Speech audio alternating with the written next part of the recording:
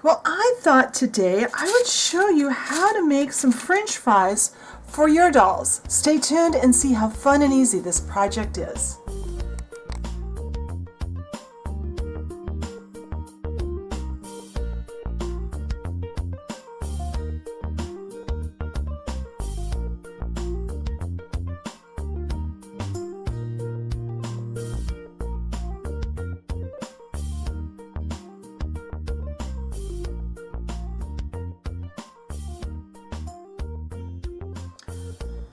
All right, as I almost always tell you when you're making food, try to have the real thing on hand. Now, granted, this is not a nice, fresh, hot, yummy French fry. This French fry is left over from my dinner last night. But I pulled one off so I'd have one this morning. It was a good excuse to have fries. So, we look at this. Now, this is just kind of a medium-sized French fry. French fries, at least in the US, come anywhere from a shoestring, which is really skinny, to a steak fry that's bigger. So you've got some leeway on size. We're looking at this mainly for color and just to give us some inspiration. So first thing I did was I mixed some clay. This is equal parts white clay and translucent clay. If you try to use all white clay, it's going to just look too heavy. It's not going to look right. And I've seen people try to make fries with yellow clay. That doesn't work either. So I've rolled this on the thickest setting on my pasta machine. I would estimate we're about probably 1/8 of an inch. I have two clay cutters. I have an oval and I have a round. This round one is about 1 inch. This one's about 1 inch this way, probably 1.5 inches that way. I'm using these just to give myself some edge pieces. You don't have to do this, but I like to start from some rounded shapes because you'll notice my fry has a little bit of a rounded shape. Oops. All right, and they don't have to be perfect. And you see, I'm tearing it out. I didn't cut all the way through. It's fine. Now, I'm going to slice, and I'm going to try to slice I'm under camera. Fairly consistently.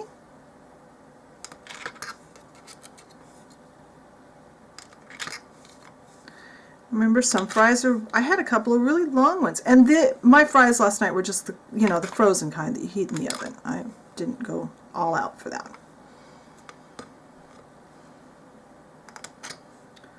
But by doing it, oops, that's a little too thick. I'm starting there.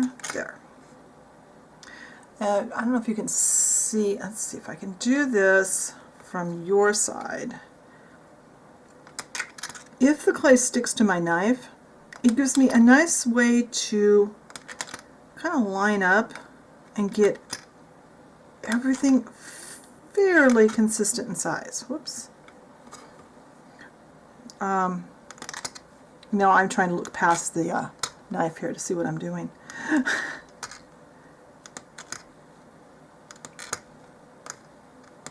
And try not to cut the ones that you've, cut into the ones you've stacked off to the side. I'm going a little faster by doing it this way. Now, French fries aren't white. They're white underneath. You can tell that that's very light colored.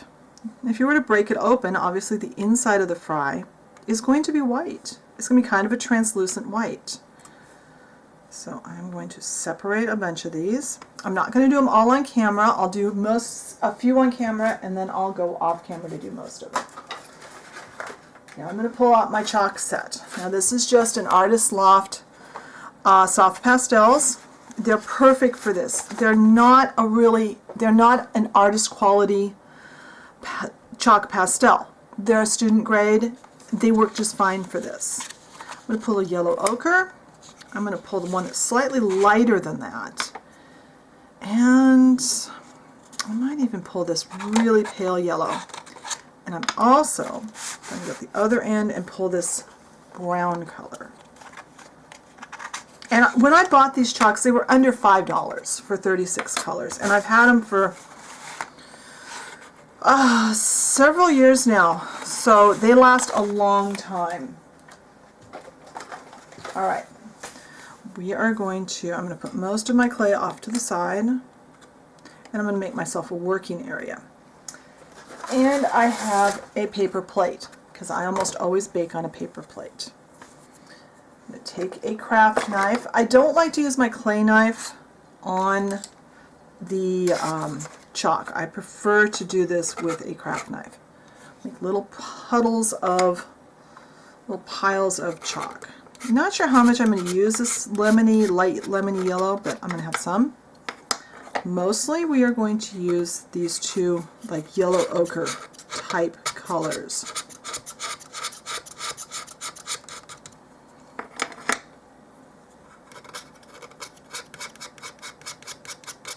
Alright, for a brush, I prefer an eyeshadow brush, and I buy these at Dollar Tree.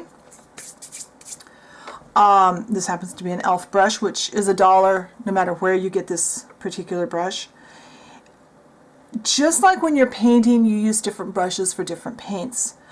I prefer an eyeshadow brush for the chalk pastels for one main reason. Paintbrushes are made for liquids. Eyeshadow brushes are made to apply a powder. This is a powder. For me, it works better. I'm going to take just a little bit of yellow. And I can tell that my brush is not completely clean. I may have to go wash my brush and get a clean brush, but you'll... Okay, here's another one. That one had something else on it. All right. Put that off to the side, and let's get a French fry. A little yellow.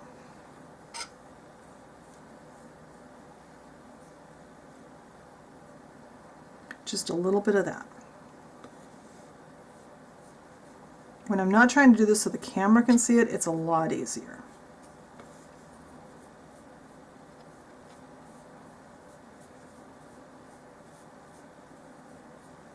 I'm going to take a little bit of this.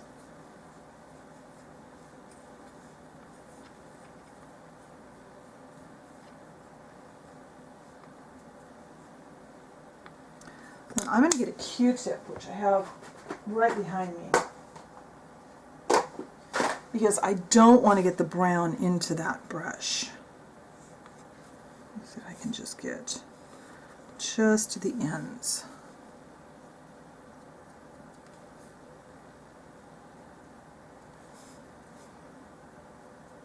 And maybe a little bit.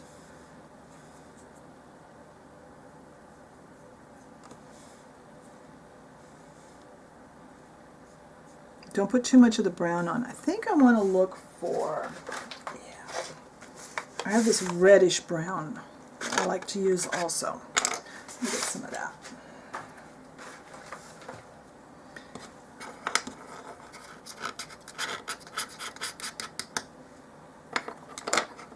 These are basically the same colors I use when I do breads also.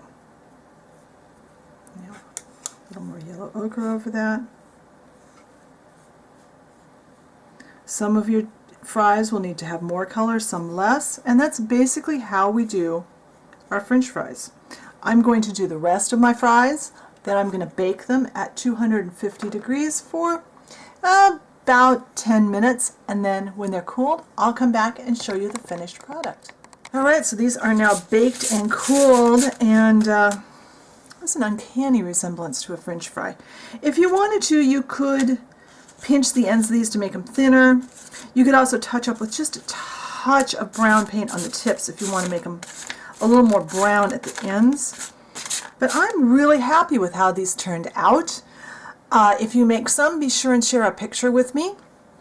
If you haven't found the Facebook page, I'd love to have you join us on Facebook, and be sure and check the blog post. I'll try and have some more pictures over there of the fries, and there's a lot of other blogs over there, some without videos. And I'll talk to you later. Bye.